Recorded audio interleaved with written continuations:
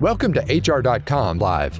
This podcast is produced by HR.com, the #1 destination to help 1.7 million HR executives maximize human potential and drive extraordinary business results. Good afternoon and welcome to HR.com Live. My name is Dr. Heidi Scott and I'm the Chief Learning Officer here at HR.com.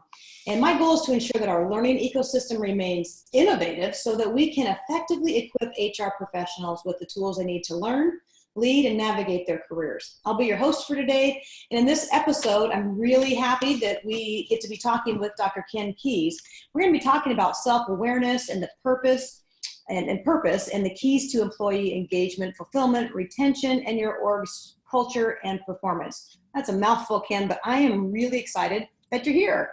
Well, I'm excited to be here. And of course, we go way back, and it's just nice to be able to reconnect again and help, individuals to just really go to the next level personally and professionally. Yeah. Well, so let me just tell our listeners and viewers that Ken is foremost a global authority on personality and behavior assessments and an expert in leadership, personality, purpose, and wellness. He's authored a bazillion articles and a couple of books that we'll make sure are featured here so you can take a look at those. And these assessments really are geared to help others realize their full potential. He's a highly sought after speaker and author and just someone great you want to talk with. So I'm sure by the time we're done with this video cast, you're going to be thinking, I want to talk with that guy some more. His purpose, I love this. His purpose is to help others live, lead, and work on purpose. Who doesn't need more of that? So Ken, absolutely. Yeah. I just to dive in, when you think about organizational success, what is the secret sauce? Let's just dive in, like secret sauce to org success. What is it? Well, oddly enough, I was having coffee with a colleague who is now doing cultural change in a Fortune 50 company that has to remain nameless here. And he said, we're doing all these work around transforming the culture of this Fortune 50 company. And I said, so what are you doing? He says, well, we're helping people find their purpose. And so, I make the statement in our 3-day certification, my ability to serve others is equal to or less than my own development. A culture is made up of the people who are in it. The secret sauce is, do I develop the individuals so that they can bring their best self? And we know all the stats. Everybody's quoted the Gallup survey for the last 5 years that 87% of people are disengaged at work. Well, why is that? And Marshall Goldsmith's a personal contact and friend. I got to know him through HR.com. And said, engagement really is a personal responsibility. We can do all the stuff that we can at the organization for all these cultural things that advance, and we want to create an environment that's engaging and authentic and real, but it has to be about developing the individual and them owning their own space. And when people are in their zone, if you want to call it, or living their purpose, they can realize their potential. And without that, no sort of cultural organizational event's going to work if you have, and I don't want to use this in a negative way, but damaged or undeveloped goods. And so that's really the framework that we work around. So when you think about like self-awareness, let's just say that, self-awareness as an attribute of a successful individual and individuals that contribute to the success of an organization, to me, self-awareness is almost like it's available to everyone, but used by very few. What are your thoughts around that? Well, it's interesting. I have a podcast, The Secrets of Success with Dr. Keis. And one of the things, Heidi, I've had Dr. Tasha, who wrote the New York Times bestseller, Insights. So she was talking about self-awareness being the meta skill for the 21st century. So what she did, she asked how many people in her research, what percentage of people believe they know themselves? So the answer is 95% of people believe that they know themselves and their opinion of self is equal to or equivalent to what other people think of them. Then she had her students do research about how do you see Ken, and is it related to how Ken sees himself? Do you know that 85% of people were deluded and they weren't, how people see themselves isn't congruent with how other people experience them. So there's a huge gap between how people think about themselves and how they're coming across. I mean, even if we talk about Marshall's work for his stakeholders feedback for CEOs, what's the number one thing he does? He goes out there and he interviews people and says, how do I experience Heidi? How does Heidi show up as that boss or the person that you work beside? And all of a sudden Heidi or Ken are surprised or shocked by, I had no idea. So the number one thing is, there's two parts to this though, Heidi. Self-awareness is number one, but the next part is self-mastery or self-management. You know, if I'm a jerk and I know I'm a jerk and I don't do anything about it, I'm still a jerk. So that's where, you know, self-awareness is number one. But from there, how do I move into self-management and then into self-mastery so I can bring my best self? And how do you see that? Because it closely aligns to emotional intelligence, you know, self-awareness, self-management, social awareness, relationship management. How do you see that tying to EQ? It's absolutely all interrelated. I mean, you could almost interchange the words if you want to. I mean, self-awareness about my social intelligence or emotional intelligence is there. I mean, how many times have we gone into environments, Heidi, where people who are fairly sophisticated are still not self-aware or don't have EQ? So they are just socially awkward, or their interpersonal communication skills are lacking.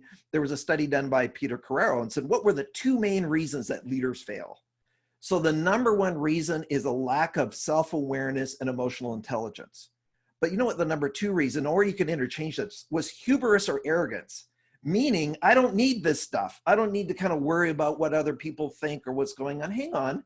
The number one reason that we're successful in life is this ability to have interpersonal communications. You know, even now in remotely, we're having this conversation. If we don't connect with the audience, off it goes. It's done. We're zipped.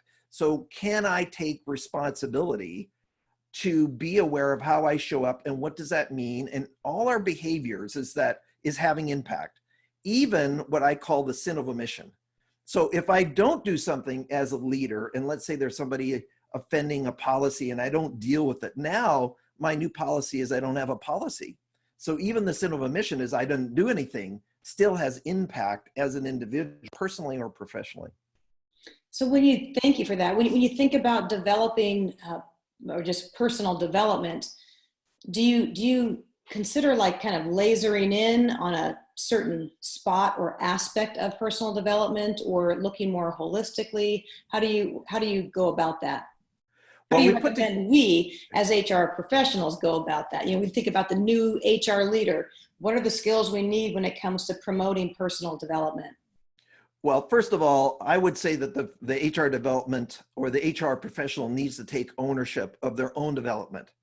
And so, I mean, I joke about this because I speak at a lot of career development conferences. And I said, if you're a career developer trying to help somebody to find the right role and job and you hate your job, that's a little disingenuous. So if it's HR manager or professionals trying to develop other people in their leadership skills, are you demonstrating those yourself? Number two is we do a holistic development model. We created a thing called the Personality Development Factors Model. It has 7 components. So it's not any single item. It's all of these things that work together for your performance. So, you know, obviously we have 12 assessments that we've developed that touch on many of these areas. So personality or personal style, as we call it, that's important, that's critical. We also talk about biophysical factors, Heidi. So people's stress levels, the sleep, how they eat. I mean, cognitive abilities are affected by it. I have a diploma in nutrition and genetics, and that's our wellness assessment that we have available. And so stress levels, how people react, that'll come into play. Self-worth is another area, how I think and feel about myself. We call that really sort of the confidence indicator. Cultural nuances, cultural expectations in this multi-diverse world about how I might respond. Am I conscious and awake and aware about how I might respond? And then we do values assessment, and we talk about, you know, input equals output. What do you really value? What's important to you? What have the social teachers done for you? What are those sources that really shaped how you treat people? We talk about emotional events in life, which are triggers for us. So you might have a trigger and I might not. I mean, do we ever have people that come work for us that have a little luggage or baggage? Hello, welcome to human beings. And then we also talk about spirituality from a belief system. And so all of those combine to develop the whole person. So it's not one, it's not another. It's all of these that we want to focus on to take the person to the next level. So as a new HR leader, and I say new, not as a new leader, but when I talk about new, I'm talking about what are the attributes we need to develop for tomorrow, for the upcoming new shifts and needs as an HR leader. When it comes to helping our workforce better engage, what do you recommend for us? Well, first of all, the priority is developing that individual in these categories. The other thing is, if we think about the work my colleague is doing to develop this amazing culture in this organization, he is working with the individuals. I mean, sorry, self-promotion, my other book on purpose. So I have the personality book, but the other one is people need to take responsibility to learn what is their direction. So as an HR professional, can I get my team members to get clear about why they're here, what's important to them? And that is where people need to do the work to get clear. So create this roadmap. Now, it's a big question. We don't have time in this short show to go through it. But if I don't know what my purpose in life is, then my purpose becomes finding my purpose.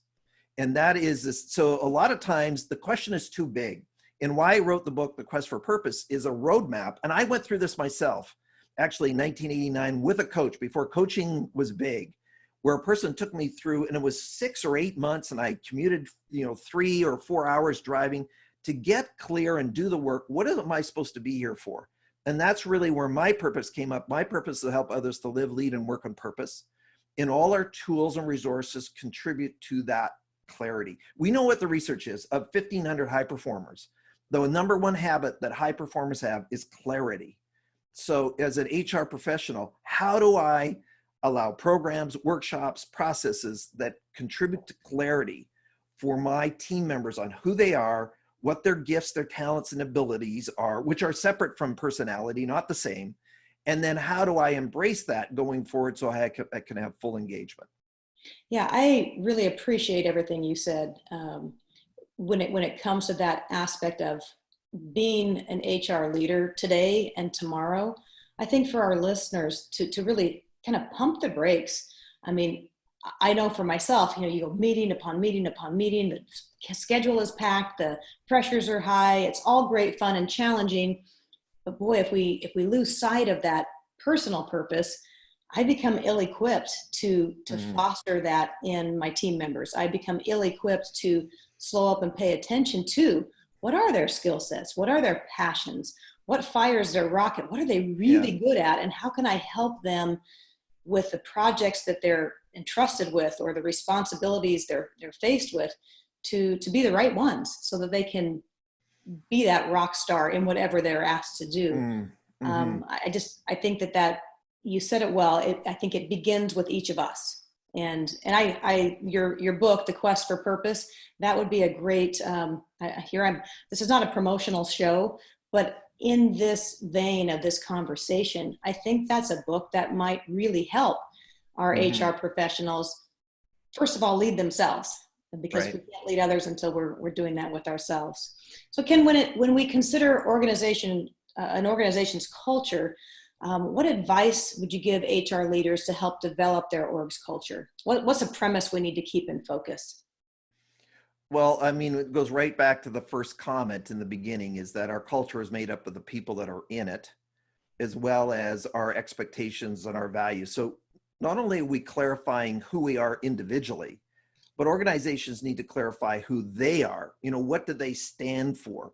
And so what are the core, are you a values-driven organization? And do you even know what those values are? And then are they demonstrated? I mean, we've seen this vision and mission statement, and this is my 31st year in this industry. I've done 3,000 presentations around the world. So we've seen been there, done that. But so many times they have a plaque, but they don't live it, right? So do I walk the talk? Do I actually embrace that? The other comment around HR, and in Deb, the founder of HR.com, and as far as our conversation with her in the past, is that HR needs to play to win and not play to not lose. And so here's what I mean by that, is that you need to be focused on the development, and rather than concerned about, a lot of times HR gets concerned about, I'll call it the administrivia, rather than the people. And yeah, I know that's important, that's there, but it's really the people that are going to fulfill that. And it's interesting, the other side is to take action when people don't fit a culture. So don't underestimate toxicity from toxic players, and the dynamics of that is that if you tolerate that, then that's going to take away from the work that you have there. So it's really twofold. You're developing the individuals, but then you're also developing the organization. Do you know what the organization stands for and what are our core values? And is that evident, actually we live it, or is it just a fake plaque and it has no cred with the people in the organization because we don't live it at all and you don't treat me that way. So let's look at that and develop the leaders too, because a lot of times the senior people, so we're developing all sort of the supervisor manager level, but the senior people say, well, you don't have time to go. No. They're the ones that need to be there. So because they're downscreen. When I did my MBA research, the number one factor that affected staff morale, not job satisfaction, was the direct report so the supervisor or manager they reported to. So that has to be included in that mix as well. Yeah. So Ken, thank you for all that. I'm curious because I think that you're a learning nerd like myself. Mm-hmm. One learning nerd can connect right. to another.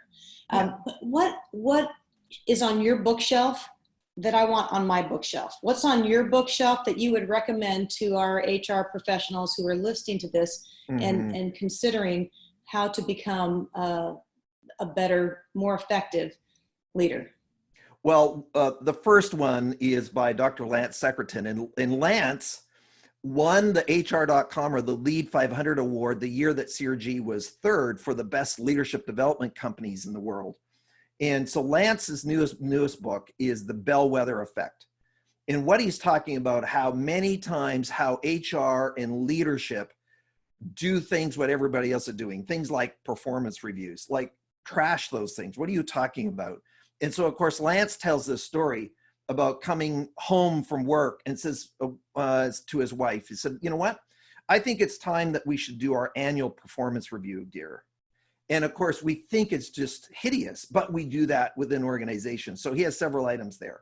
And then the other one for transformation, I've had the pleasure of being an invite-only Advance with Marshall Goldsmith, is Marshall's book, Triggers. Even though it's been out for a year or so already, those two are really anchor ones. I think Marshall's book on trying to transform behaviors in leaders or individuals is foundational, as well as the Bellwether Effect from Dr. Lance Secretan. That's awesome. I appreciate that. And I know our viewers and listeners do as well. Heidi, I know you're wrapping up, but one thing, we're having this free gift for everybody. That's right. That's right. And we're actually going to give them a full free e-version of the Quest book at Keis, KenKeis.com/HR.